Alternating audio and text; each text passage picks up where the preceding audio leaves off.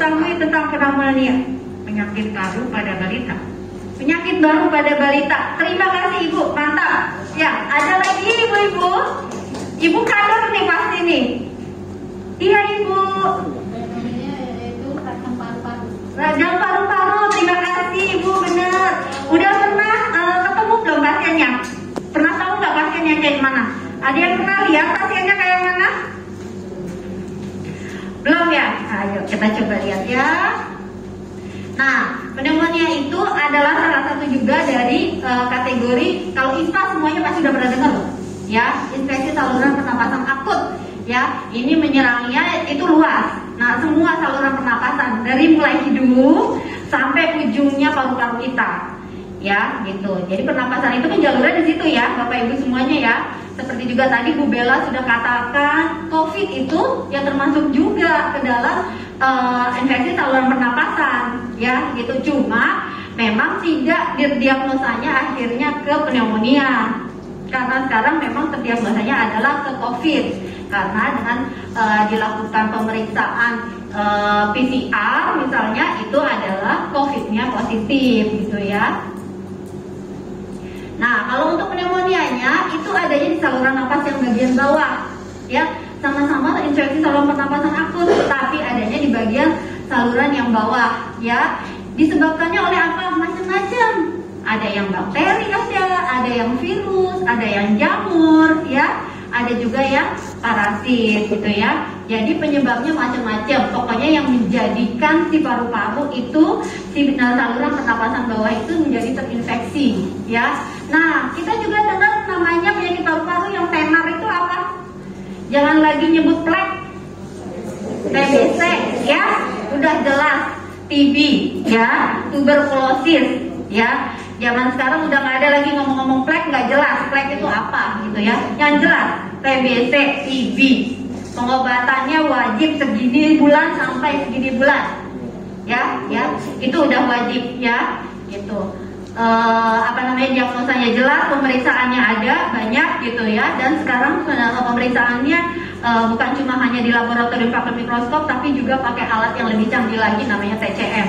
Itu lebih terdeteksi lagi, ya. Nah, TBC itu juga termasuk dalam infeksi di paru, ya. Tetapi dia bukan masuk ke dalam pneumonia, karena dia sudah jelas kuman. Dia memang penyebabnya kuman TBC, ya. Kalau yang tadi pneumonia itu penyebabnya masih macam-macam. Ada yang kuman, ada yang virus, ya, ada yang parasit, macam-macam yang bisa menginfeksi si paru-paru bagian bawah tersebut, ya. Tapi kalau si TBC ini jelas kumannya adalah kuman Mycobacterium tuberculosa. Itu pemeriksaannya jelas, dari jahat bisa dilihat di mikroskopis, ataupun tadi alat yang sekarang baru adalah TCM, tes cepat molekuler. Gitu. Nah, karena kalau kita untuk apa membedakan ini? Karena untuk membedakan pengobatannya, ya, antibiotik yang digunakan, obat yang digunakan untuk TBC dengan yang pneumonia itu sangatlah berbeda. Ya, jadi kalau misalkan orang TBC cuma diobatin dengan pneumonia aja, nanti dia kumannya tidak akan mati.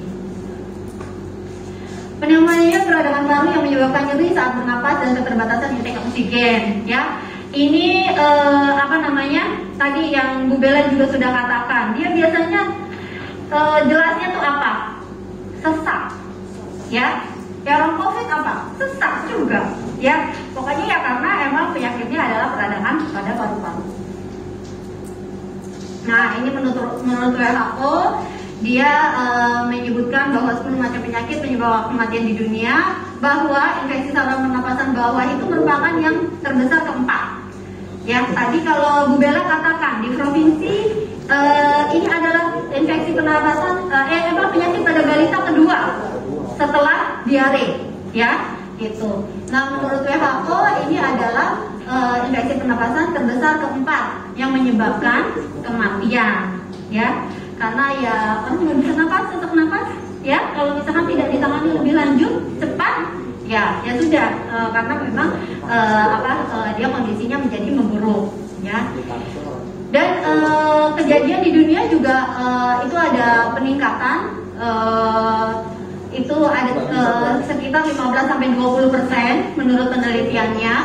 Di Indonesia, kejadian pneumonia pada semua jenjang usia mengalami peningkatan. Waktu tahun 2013 cuma 1,6%, dan 2018 penelitian terakhir itu sudah menjadi 2%. Apa faktor-faktornya? Banyak faktor-faktornya yang kira-kira lebih diketahui di zaman 2013 sampai 2018. Polusi, ya. Polusi juga mempengaruhi kepadatan penduduk juga, ya, itu ya. Jadi semakin hari itu kejadian pneumonia kalau misalkan tidak tertangani, ya itu tetap angka kejadiannya makin tinggi. Dan juga kemungkinan deteksi kitanya yang sudah lebih aktif lagi, ya. Ini sekilas gambaran dari paru-parunya. Di atas adalah paru-paru normal, bersih, warnanya masih pink-pink seperti itu, ya. Kalau udah peradangan itu, ya, kalau sudah peradangan itu ini jadi merah, ya. Ininya bisa berisi cairan-cairan, ya. Ini bagian ujung dari paru-paru sini nih, gitu ya. Jadi kan tadi kalau ISPA itu dari hidung terus sampai ke paru-paru, sampai ke yang bagian-bagian bawah sini, bagian-bagian terakhir lah, ya, bagian-bagian terakhir dari paru-paru itu, ya. Nah, kalau misalkan dia pneumonia itu ya ini di ujung-ujung sini, di bagian-bagian akhir, di bagian-bagian saluran napas yang paling bawah itu mengalami peradangan, dan juga ada kemungkinan cairan-cairan yang tertumpuk di situ. Ini gejalanya antara lain, ya. Memang ini banyaknya pada anak-anak, ya. Di antaranya tadi nyeri dada saat bernapas atau batuk. Kalau nyeri dada pasti anak bayi tidak akan bilang, ya. Anak bayi tidak akan ngomong, nggak akan bisa. Ya, sampai balita umur 5 tahun juga dia taunya sesek, nggak enak gitu, ya. Kita lihatnya nanti, kita lihat apa sih yang paling kelihatan di antara gejala-gejala di anak-anak bayi tersebut atau balita. Kalau yang sudah lebih tinggi lagi, dia bisa menyebabkan kesadarannya terganggu, ya. Dan pada orang tua juga seperti itu, ya. Batuknya berdahak, kadang disertai oleh demam atau berkeringat dan menggigil. Suhu tubuhnya kalau misalkan yang rendah malah lebih rendah sekali, jadi kita pegang dingin gitu, ya.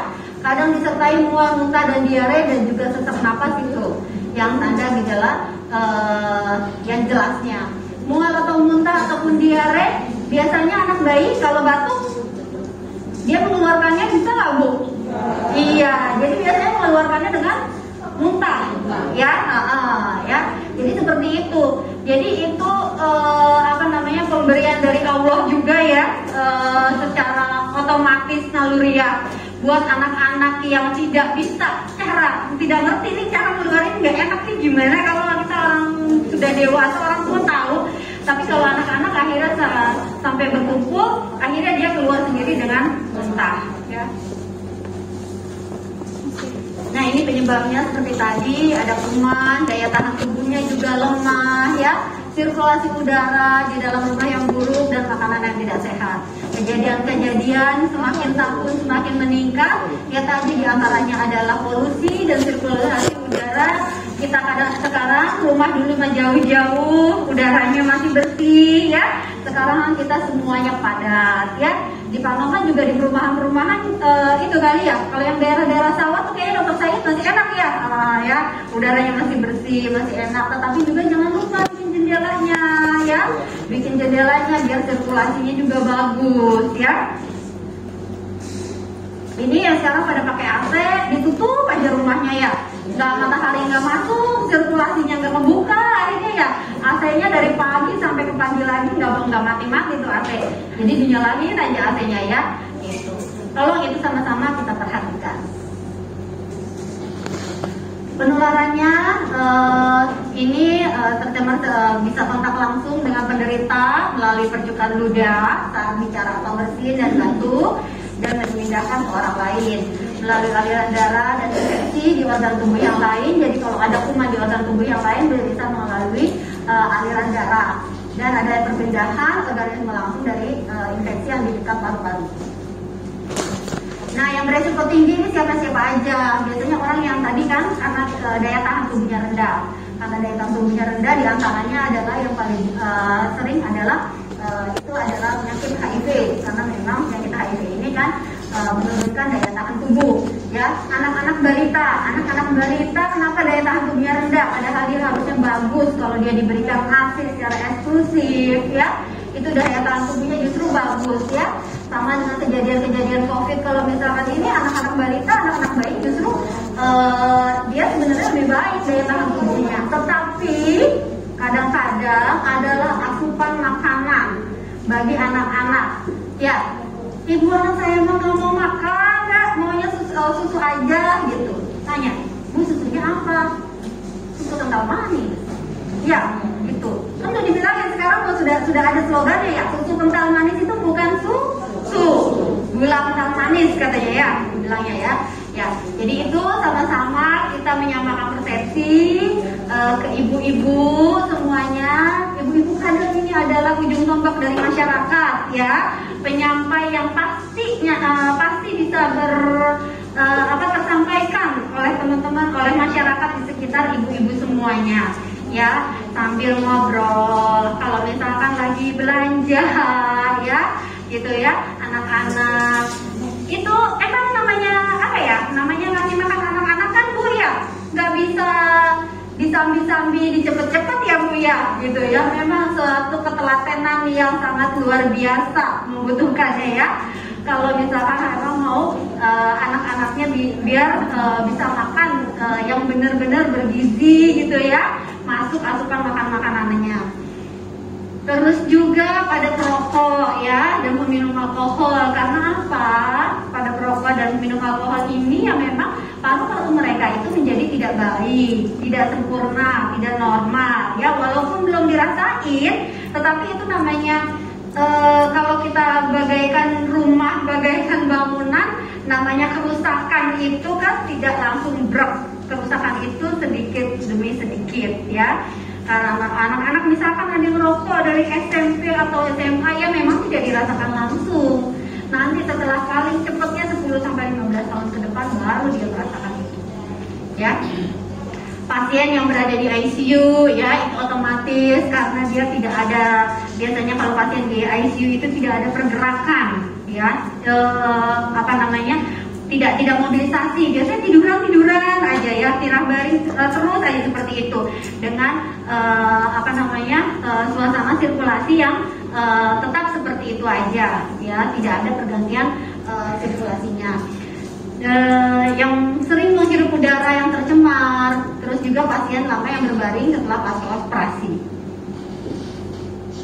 Nah ini pada balita ya, mungkin bisa nih ibu-ibu kader di posyandu kalau misalkan sambil nimbang gitu ya, atau enggak kan balita datang walaupun dia misalkan lagi sakit suka aja ada yang mau nimbang tetap gitu ya, itu kan sambil kita lihat sekalian. Kalau diare juga bisa diberikan oralitnya tersedia gitu ya. Oralit tersedia untuk size-nya banyak ya. Iya gitu. Jadi kalau misalkan ngasih oralit aja nggak apa-apa langsung gitu ya. Kalau dengan oralit misalkan yang diare dengan oralit tidak sembuh, ya itu nanti baru diperiksa oleh dokter untuk selanjutnya gitu ya. Nah kalau misalkan pneumonia ini gimana? Kita harus ada yang kita tanyakan. Lalu kita juga nanti kita lihat, dengarkan, lalu nanti dilihat tanda-tanda bahayanya mana ya. Nanti di puskesmas, kalau di puskesmas ini sama petugas kesehatan ataupun dokternya itu sudah mempunyai alurnya tersendiri. Kita sudah mempunyai bahwa untuk pencatatan MTBS dan MTBM, manajemen terpadu balita yang sehat, sakit. Ini untuk data seperti biasa, umur anak ya, berat badan anak, biasanya ya identitas anak lah ya. Kalau dia ada batuk atau tidak ya, kalau dia ada batuk nanti akan dilakukan pemeriksaan untuk pernapasannya.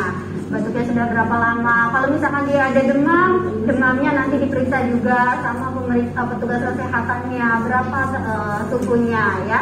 Terus ada kejang atau enggak ya. Kalau ada kejang nanti diagramnya langsung dirubah lagi ke diagram yang lain ya, karena itu sudah salah satu tanda bahaya. Nah, tadi Ibu Bella ngomongin TDDK. Ada yang tahu nggak TDDK?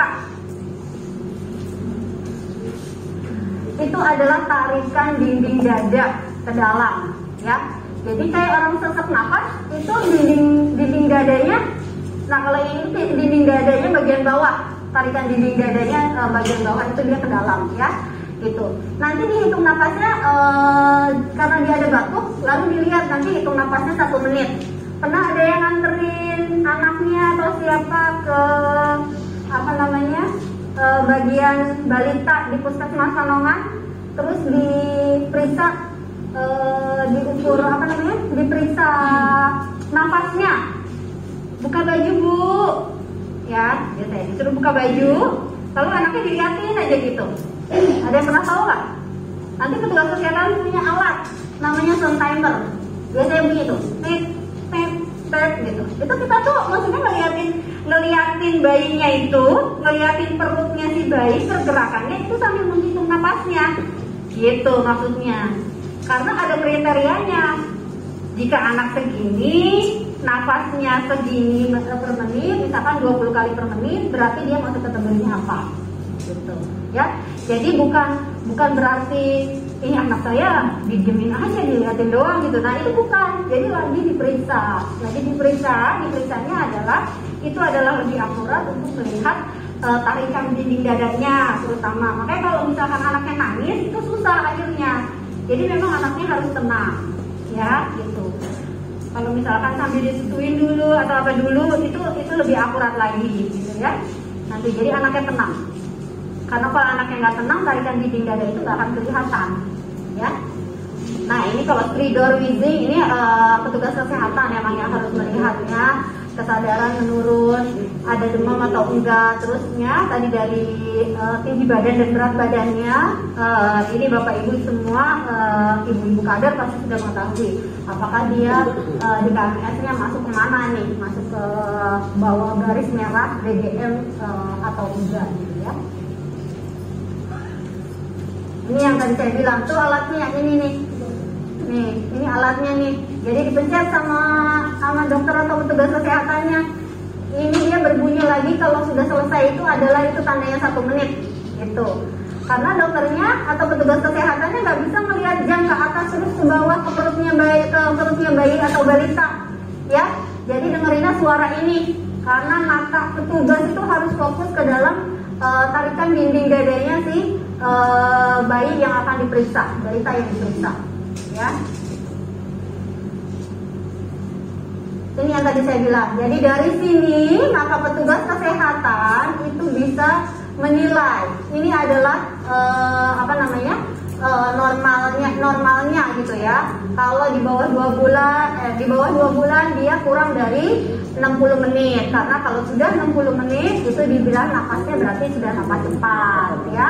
Nah, jadi Bapak Ibu semua juga nih kalau misalnya anaknya balita umur setahun sampai 5 tahun gitu ya.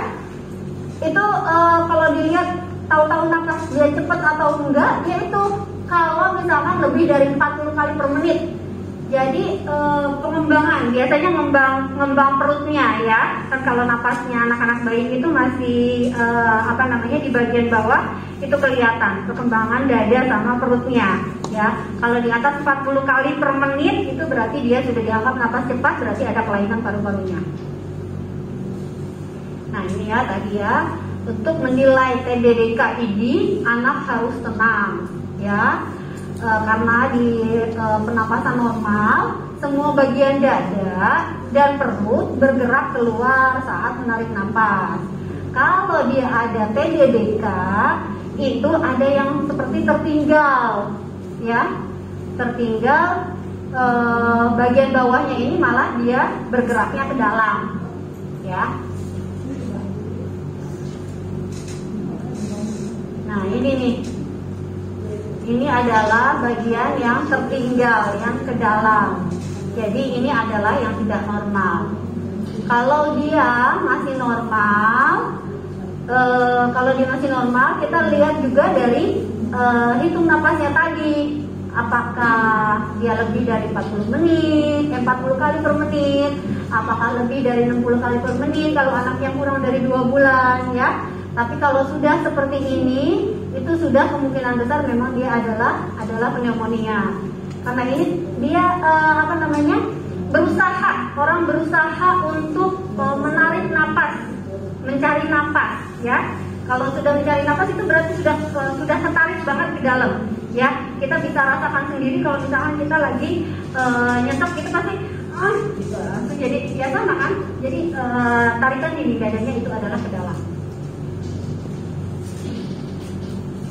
Tanda bahayanya kalau yang 2 bulan sampai kurang dari 5 tahun itu dia tidak mau minum ya, kejang, kesadaran menurun, stridor dan gizi buruk ya. Jadi kalau misalkan anak-anak itu sudah sesak napas ya iya justru juga dia nggak mau, susah. Gimana dia mau nyusu karena buat napasnya saja dia susah. Jadi dia tidak mau menyedot ya. Nah, kalau kurangnya dari 2 bulan juga seperti itu, tidak bisa minum, kejang, kesadaran menurun, terus ada demam atau dingin.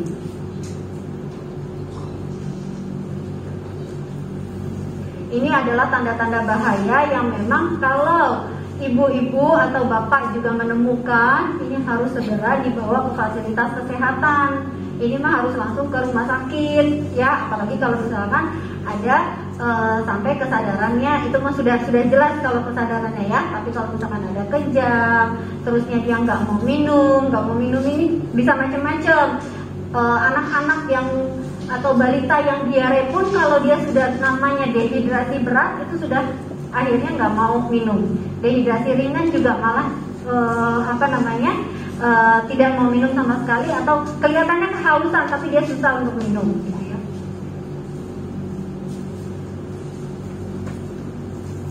Ini klasifikasinya untuk kami ini ya. Jadi macam-macam pneumonia itu, ada yang dia batuk aja tapi ternyata napasnya tadi hitung napasnya normal, berarti dia bukan pneumonia. Ada yang masuk dalam kategori pneumonia berat dan ada yang pneumonia sedang atau ringan.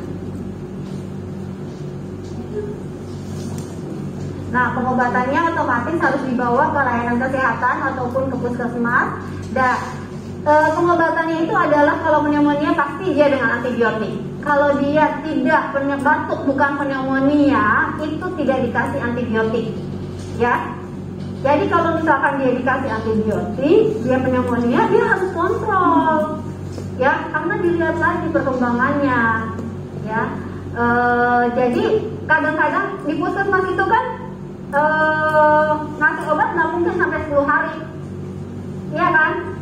Ngasih obat itu di puskesmas itu memang sudah aturannya kita ngasih obat itu nggak boleh banyak-banyak. Karena apa?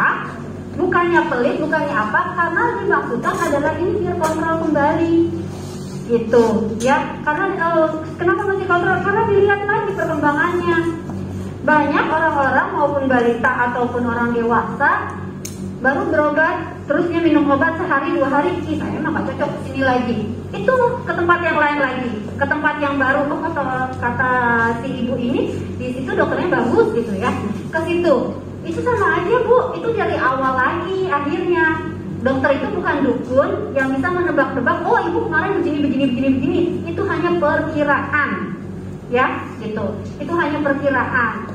Karena kejadian-kejadian yang sering. Tetapi kalau misalkan belum ada riwayatnya, itu sama aja misalkan dari dokter A ke dokter B ini belum tahu riwayatnya ibu, belum tahu tadi awalnya bagaimana, itu pengobatannya sama aja ntar dari awal lagi, gitu.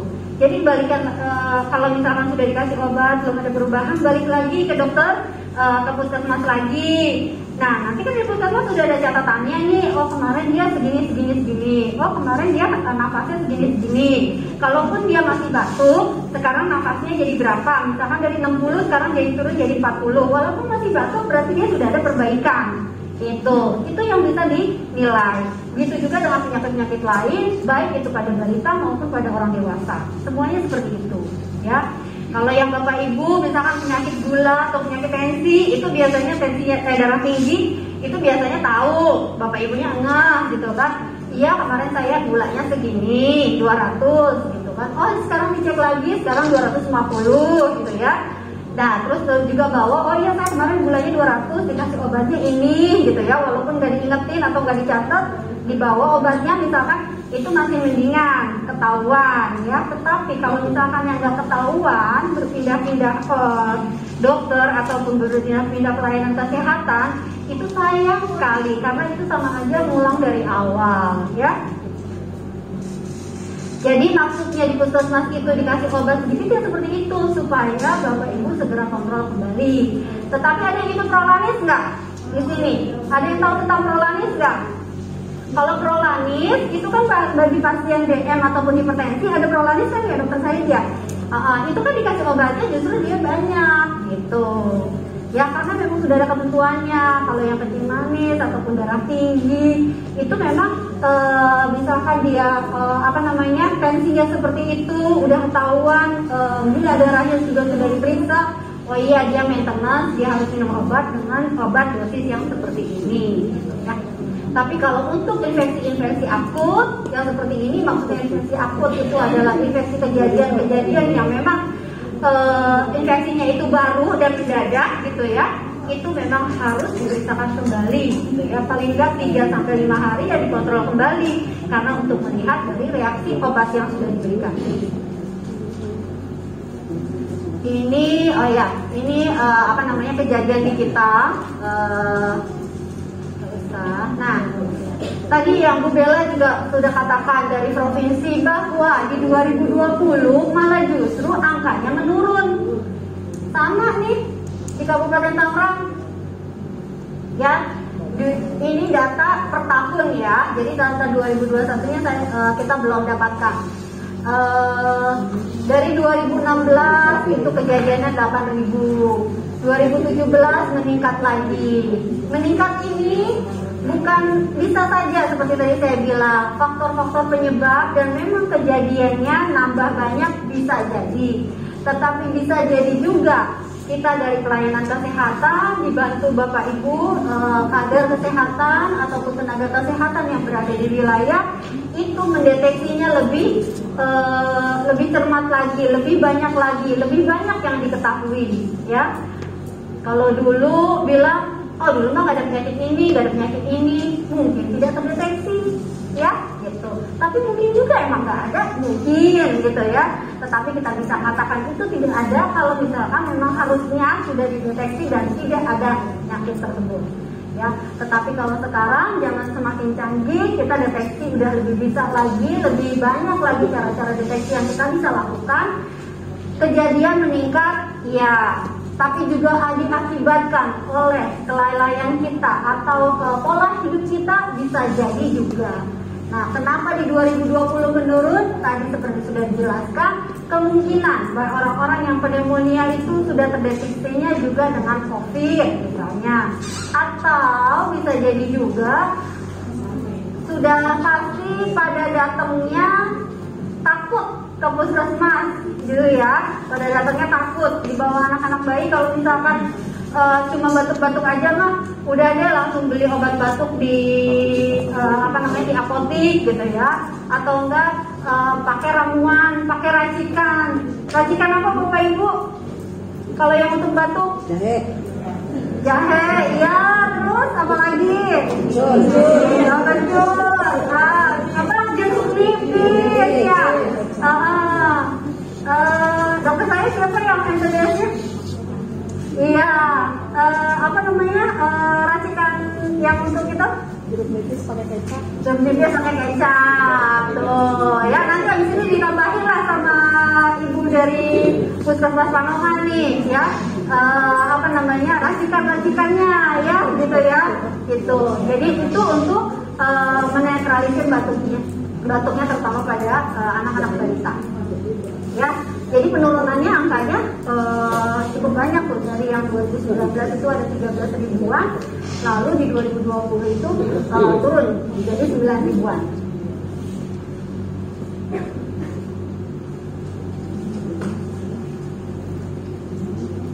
Ya, ini dari sana. Nah, cara-cara pencegahannya yang tadi kita sudah ketahui, yang kita sudah lakukan. Kenapa jadinya harusnya kita apa sih yang kita bisa lakukan gitu ya? Yang pasti pada balita itu imunisasi, karena tadi ya pneumonia salah satunya adalah daya tahan tubuh. Daya tahan tubuh selain makan makanan yang bergizi juga harus ditambahkan dari booster dari luar istilahnya ya. Seperti kita sekarang vaksinasi semua usia dari umur 12 sampai lanjut usia itu semuanya melakukan vaksinasi. Juga imunisasi dasar lengkap bagi balita yang wajib ya. Paling tidak itu adalah yang wajib, yang ada di puskesmas, yang ada di posyandu, yang terdapat di buku pink, itu adalah imunisasi wajib. Dari mulai paling bawah apa? Paling bawah itu paling muda, paling pertama apa? Imunisasinya anak-anak bayi Ibu? Hah? BCG. Terus apa lagi Bu? DPT. Ya ini yang berhubungan sama batuk ya, sama pernapasan itu ya, BCG, DPT ya. Kalau yang lain lagi apa Bu selain DPT?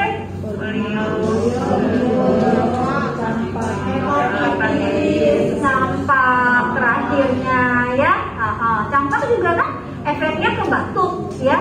Jadi ini dia pneumonia apa campak ya, bisa jadi dua-duanya ya. Karena campak itu juga mengarahnya ke gejala-gejalanya dia ke arah saluran pernapasan dan juga ada yang ke saluran pencernaan, diare gitu ya. Sebenarnya yang ruang merahnya itu apa ya? Yang ruang merahnya itu menyeramkan kelihatannya, tetapi yang lebih menyeramkan untuk si penyakitnya adalah yang ada di dalam badannya dia gitu. Istilahnya ya tadi dia tuh sebenarnya ke arah pneumonia kah atau ke arah diarenya. Karena memang yang dikhawatirkan dari campak itu adalah seperti itu gitu ya. Jadi meninggalnya tuh bukan karena ruang merahnya lah gitu istilahnya. Memperberat penyakitnya itu, jadi si anak itu jadi berat penyakitnya bukan karena ruang merahnya, tetapi karena efek samping dari penyakit tersebut. Menjaga kebersihan otomatis ya, kita ajarkan anak-anak supaya biasakan seperti sekarang ini. Dengan adanya COVID, kalau kita mengambil hikmahnya ini protokol kesehatan ya, semua orang sekarang kalau ditanya tidak ada yang nggak tahu cara protokol kesehatan itu bagaimana. Anak kecil juga udah ngerti banget caranya cuci tangan yang baik dan benar ya. Kalau kita bisa bersyukur ya kita bersyukur aja. Udah dengan kejadian-kejadian yang ada ini kita ambil hikmahnya gitu ya. Pakai masker awalnya ngap atau sekarang mah udah biasa aja kita pakai masker ya. Dulu mah waktu pertama-tama aduh semuanya pada bilang ngap gitu ya. Sekarang kita malah enak, kalau kata saya kita nyaman gitu ya. Kita keluar juga ya. Kalau kemarin kata siapa ya, Pak Dewan juga waktu yang di sana yang protes pakai masker itu biasanya ibu-ibu yang biasa pakai lipstik, nggak kelihatan lipstik ya. Atau bapak-bapak yang biasa rokok, rada ribet katanya kalau buka mukanya gitu kata Pak Dewan. Ya, lipstik jadi awet gitu ya. Ya, tuh apa sih tadi hindari merokok. Ayo bapak-bapak, ibu-ibu diingetin suaminya ya, karena semuanya sudah mengerti, di rokoknya pun sudah ada itu tulisannya ya bahaya merokok ya. Semuanya yang bisa baca pasti bisa mengetahui itu ya. Dan bahayanya bukan hanya untuk yang merokok, yang menikmati katanya kenikmatan dari merokok itu, tetapi juga orang-orang di sekitarnya ya. Sayang gak sama istrinya, sayang gak sama anaknya, sayang gak sama orang tuanya di rumah ya. Kalau sayang atau udah merokok sendiri sana jauh-jauh kalau emang masih mau merokok ya gitu. Jaga sistem kekebalan tubuh ya, agar imunitasnya tetap kuat. Usahakan agar kita tidurnya cukup ya, olahraga teratur, mengonsumsi makanan yang sehat. Pas awal-awal COVID orang olahraga banyak banget, olahraga pagi-pagi pagi itu semuanya pada keluar, pada berjemur matahari, ya semuanya ya, bareng-bareng gitu ya. Alangkah baiknya kalau itu memang terus kita lakukan. Yang penting rutin, ya, yang penting rutin. Bukannya seminggu sekali langsung 3 jam atau 2 jam, tapi habis itu besok-besok kalau pagi malah molor, ya, gitu ya. Kalau misalkan memang mempunyai kesibukan, pastilah ada semuanya orang kesibukan. Tinggal kita gimana cara membagi waktunya, ya.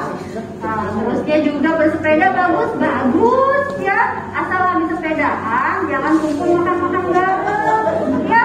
Gitu. Habis sepedahan, istirahat, ngos-ngosan, setelahnya buka masker, ya. Gitu. Makanya adalah namanya klaster sepeda. Ada klaster kerja bakti, taruhlah yang klaster jalan-jalan lah, emang dia jalan-jalan ya gitu. Kerja bakti memang bagus, tapi habis kerja baktinya ya udah yuk kita makan sendiri ya. Mungkin sekian dari saya, mohon maaf jika ada yang kurang, ada yang tidak berkenan. Terima kasih Bapak Ibu semuanya atas perhatiannya. Assalamualaikum warahmatullahi wabarakatuh. Tanaman itu bisa dicegah dan bisa diobati. Ya Bu ya, sama. TB juga bisa dicegah dan bisa diobati. Kita P2PM apa sih? Dari tadi ngomongin P2PM. P2PM itu kita adalah pencegahan, pengendalian penyakit menular. Jadi seksi kita itu ngomonginnya penyakit menular terus, termasuk corona virus. ISPA itu apa Bu? Singkatannya? Aku atas. Akut. Infeksi saluran pernapasan akut. Ada 2. Apa itu? Infeksi saluran pernapasan atas, infeksi saluran pernapasan bawah. Pneumonia masuknya kemana? Betul nggak? Betul saya? Ke bawah. Kalau pernapasan atas? Siapa pernapasan atas? Infeksi saluran pernapasan atas.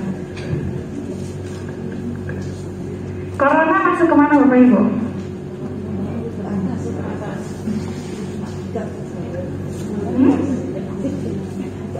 Kalau di pneumonia kita saat ini, si COVID ini kan belum menjadi program. Ini masih menjadi kejadian pandemi, ya. Yang saat ini kita semua dinas kesehatan turun semua, gitu. Untuk vaksinasi dari tidak menular, surveillance, pelayanan kesehatan semua turun vaksinasi, gitu. Tapi kalau di pneumonia sendiri yang kita punya sentinel itu adalah ini. Itu sama, infeksi saluran pernapasan atas. Bagaimana cara pengecekannya? Swab. COVID harus di swab ya. Kalau nggak di swab jangan dibilang COVID, kasihan Bu. Nah tadi ini pun udah dijelaskan ya. Nah ini pesan untuk ibu-ibu ya. Bila anak ibu ditemukan dengan TPDK, maka yang harus ibu lakukan adalah segera bawa ke puskesmas, ke Ibu Wiwi atau ke dokter saja, gitu. Mbak ini dari puskesmas juga Pak siapa? Pak Budi, ya. Dari Kaslin. Oke, faktor resiko ini juga salah satunya adalah udara juga ya, pneumonia itu. Jadi yang indikator di penyebab pneumonia itu bisa, tadi ditanya berat badannya Bu ya, BBLR itu bisa. Justru bukan pneumonia itu, tapi karena bayinya berat badan lahir rendah, itu bisa jadi pneumonia. Makanya harus apa? Harus beri asupan makanan bergizi. Tadi yang sudah dijelaskan juga. Kemudian ASI eksklusif. Gitu. Tadi udah dilihat ya TPDK-nya. Nih, kalau pesan untuk ibu-ibu juga nih. Bila anak dengan gejala napas cepat atau sesak, segeralah bawa ke puskesmas.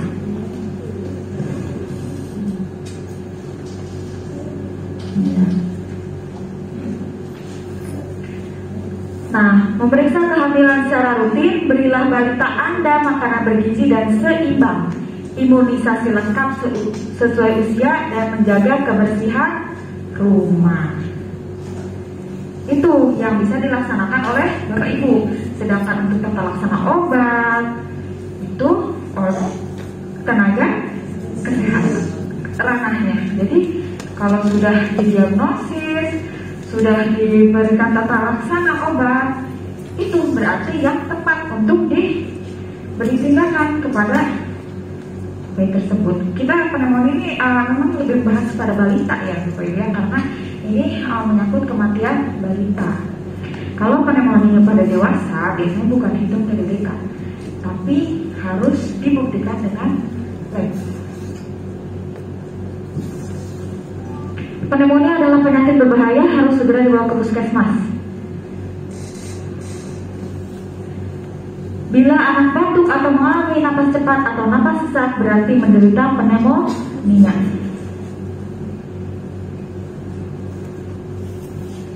Bayi berumur di bawah 2 bulan yang sakit segera dibawa ke puskesmas. Biasanya bayi masih pada rentan ya Bu ya.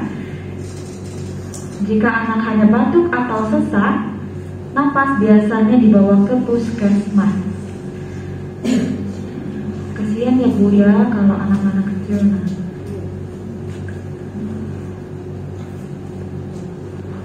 Nah, boleh dirawat di rumah, tapi anaknya batuknya tidak ada napas cepat.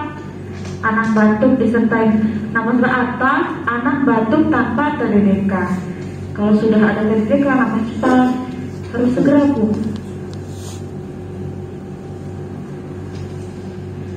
Nah, ini paracetamol kalau anak demam ya, ini bikin puyar.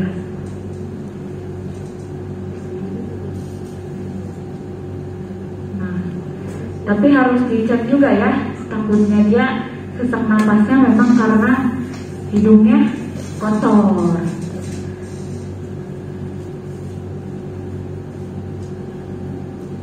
Nah, makanya harus ibu-ibu kader nih, Bapak Ibu, harus diinfokan mengenai ASI eksklusif, karena tidak hanya penyakit pneumonia saja, bisa rentan penyakit lain.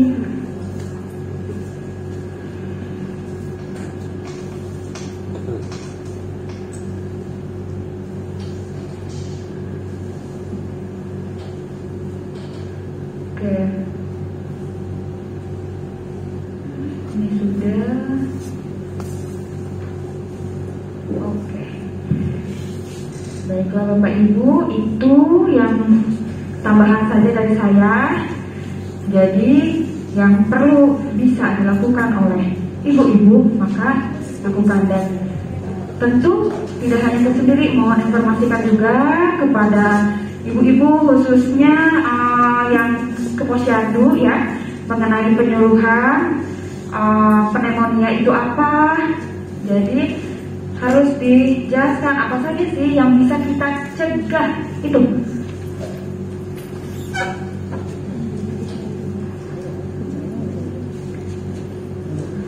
Ya, Dokter Said, boleh ada yang mau ditambahkan? Kondisinya tadi mau bercerita atau gimana? Emang sudah berjalan tidak? Assalamualaikum warahmatullahi wabarakatuh. Yang saya hormati Ibu Bella, perwakilan dari provinsi, Dr. Kusnada dari Dinas Kabupaten Tangerang, Dr. Farah, Kepala Puskesmas Panongan, dan ibu kader semua yang telah hadir di sini.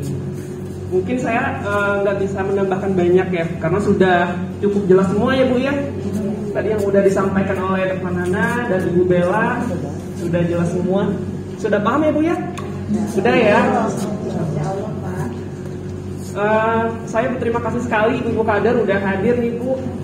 4 desa hari ini ya Bu ya. Ciakar mana Bu? Ciakar. Panongan? Panongan ya. Mekar Bakti? Serdang Kulon. Oh iya, hadir semua ya Ibu ya. Ibu kader semua tuh harus, saya salut karena harus serba bisa ya Bu ya.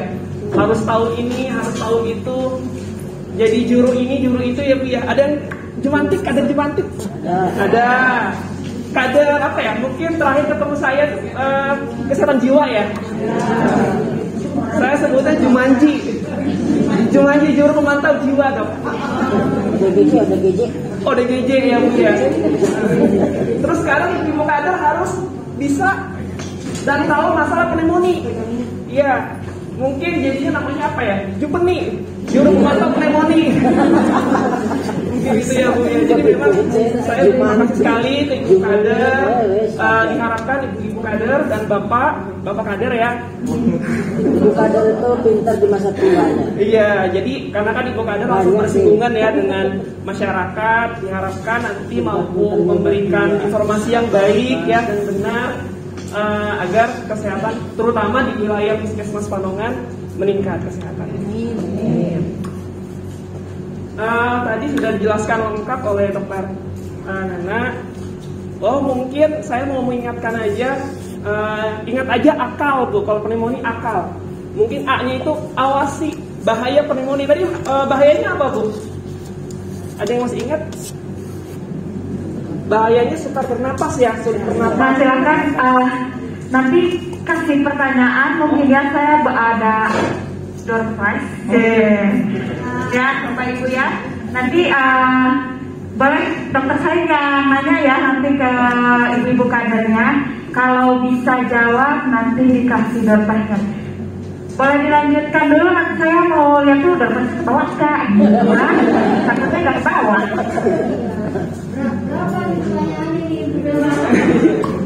Ya dapat door prize Bu. Ya mungkin itu aja ya Bu ya. Nanti apa namanya kalau ada yang mau ditanya mungkin bisa ditanyakan langsung. Mudah-mudahan alhamdulillah kasus COVID sudah menurun. Di bawah. Ya, boleh Dokter Said lempar pertanyaan sama teman-teman ibu kader atau bapaknya yang bisa menjawab, silakan.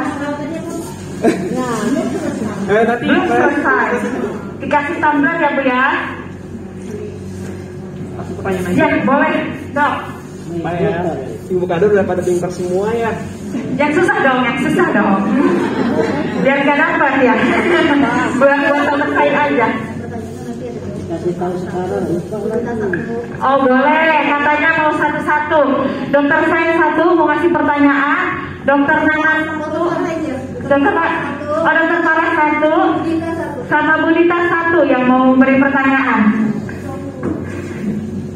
Mungkin kalau dari saya pencegahannya nih Bu, terutama kan ibu kader harus tahu ya pencegahannya. Pencegahan agar tidak terjangkit pneumonia apa nih? Ya.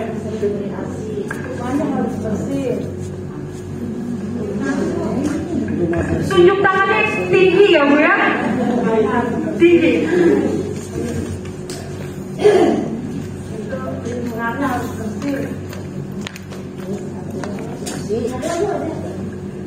Berapa? Dokter saya harus menyebutin berapa? Belum ada harus bersih, harus pola makannya harus sehat.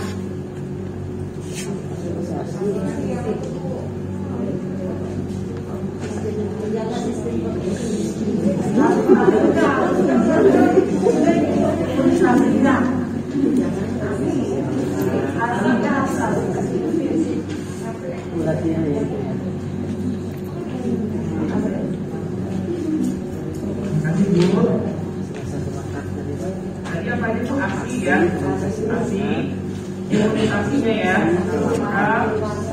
olahraga sehat, makannya yang bergizi. Kasih Bu.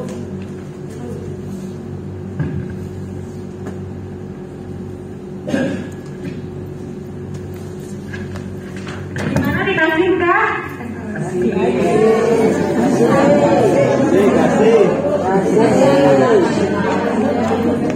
Kasih Kakak betul?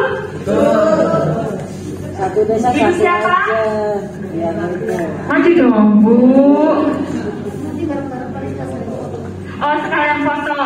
Duduk dulu kan mau sekalian foto nanti yang dapat door prize. So Selanjutnya pertanyaan dari Ibu Dr. Farah Kapus ya. Ibu Kapus silahkan. Udah pada pintar katanya Bu, jangan yang gampang. Ya ini aja Bu, kan pneumonia itu saya tanya sekarang, dilihat tandanya tuh dari mana dia didiagnosa pneumonia? Ya.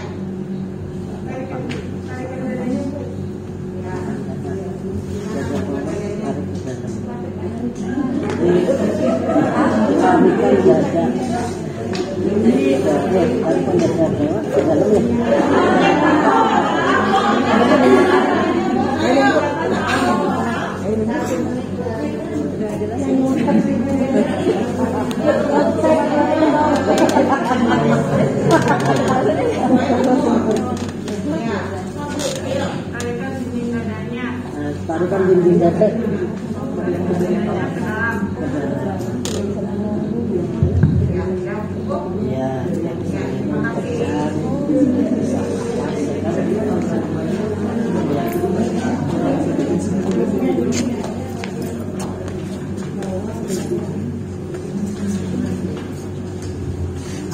Dokter Farah, ya selanjutnya ini dari Bu Dita. Pertanyaan Bu Dita ya, Bu Dita ini memegang program ISPA untuk Dinkes Kabupaten Tangerang. Silakan Bu Dita. Terima kasih teman-teman. Kayaknya tadi pada aktif semua ya, berarti nyimak banget ya. Ibu sama bapak. Pertanyaan saya itu satu, tapi isinya banyak boleh.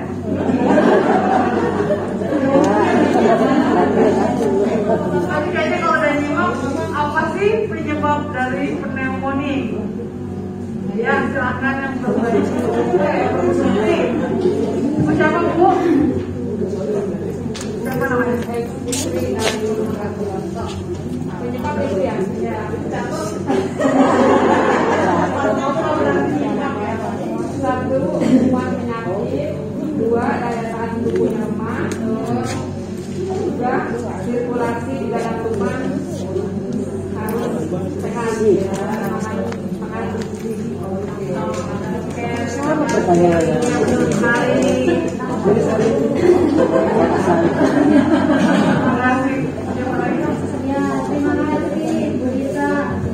Cukup kan?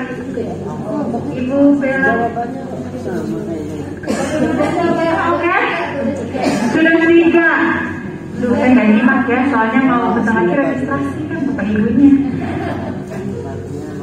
Sudah dapat mana yang tadi dapat terus? Oh, silakan maju ke depan.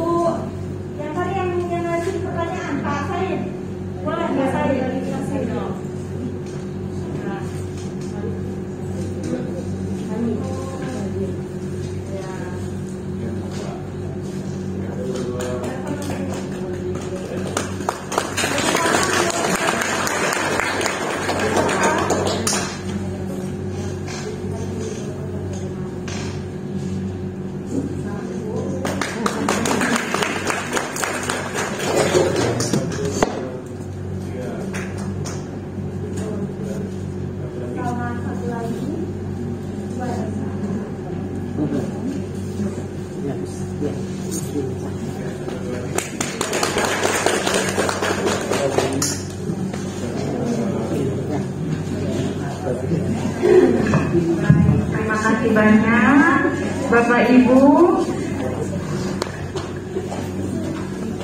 Selanjutnya adalah ini akan ada perwakilan ya dari Puskesmas, Dinas Kesehatan juga mengenai RTM, rencana tindak lanjut. Jadi rencana tindak lanjut ini saya bacakan aja ya.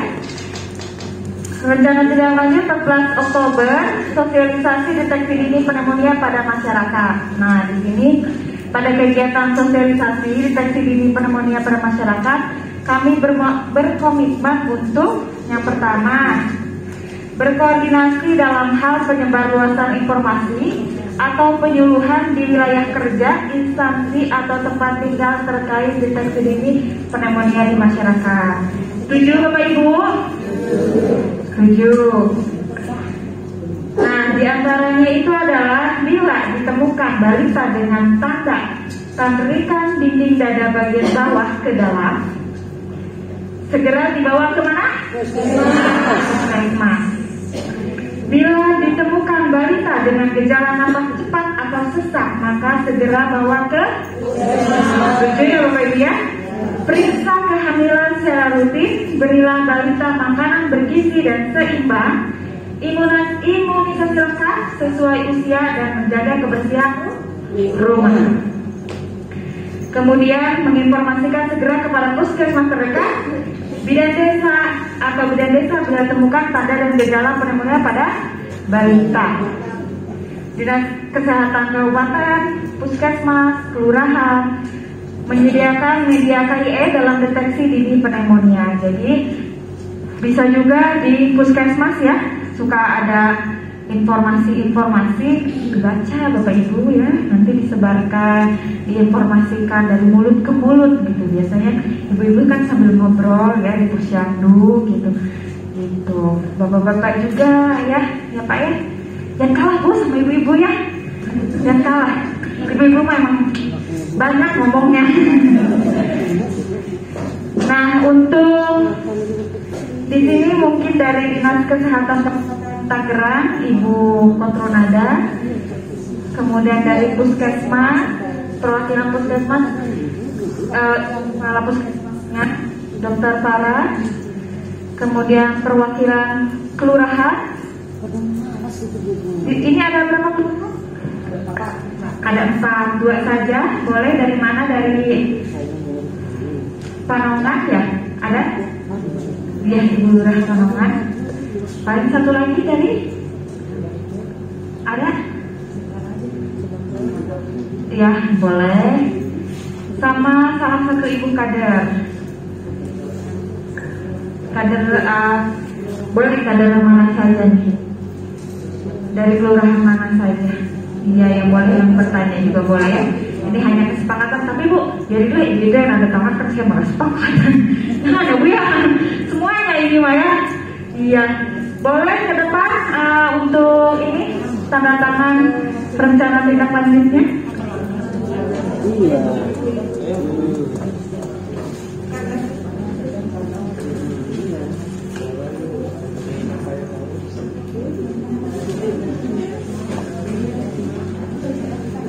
Ya, Bu Dinkes dulu mungkin dengan Bu Kapus. Iya.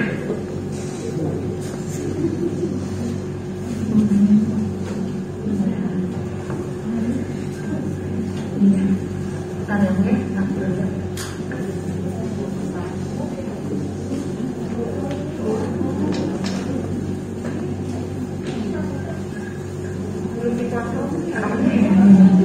Iya.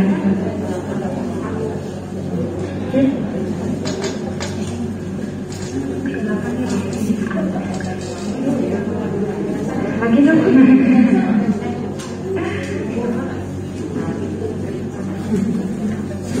Ya, dilanjut kelurahan, perwakilan kelurahannya. Ibu ya, ya perwakilan kelurahan dua-duanya ini janjinya.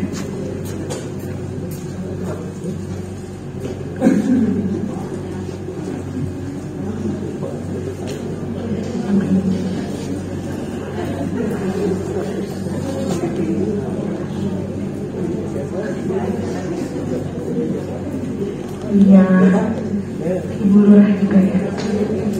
Oh siapa? Perwakilan dari kelurahan, ya boleh. Di sini, kelurahan mana Ibu? Serdang Kulon ini bisa.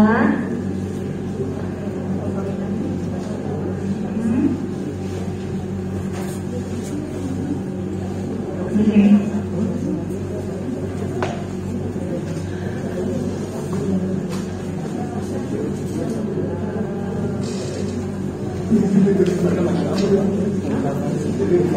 Ibu kader, perwakilan tokoh masyarakat bisa dari Bapak?